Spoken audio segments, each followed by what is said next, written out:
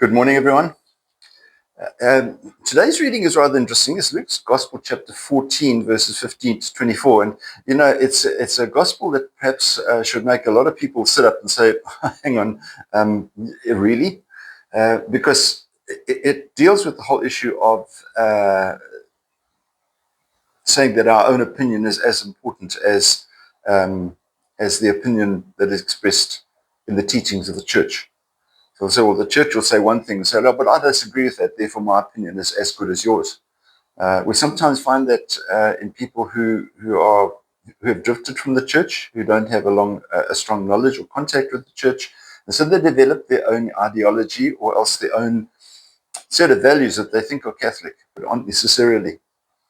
And so Jesus gives a parable this morning. He says, a great man gave a banquet, and all the guests were invited, and the day was coming and all the rest. And then one by one, the guests started making excuses why they should not come. And I said, well, there are lots of people who make excuses why they should not come to church.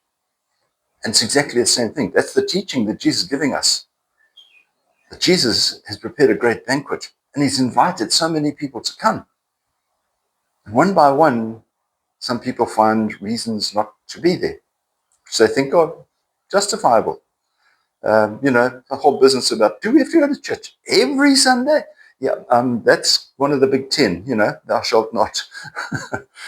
And it's very important to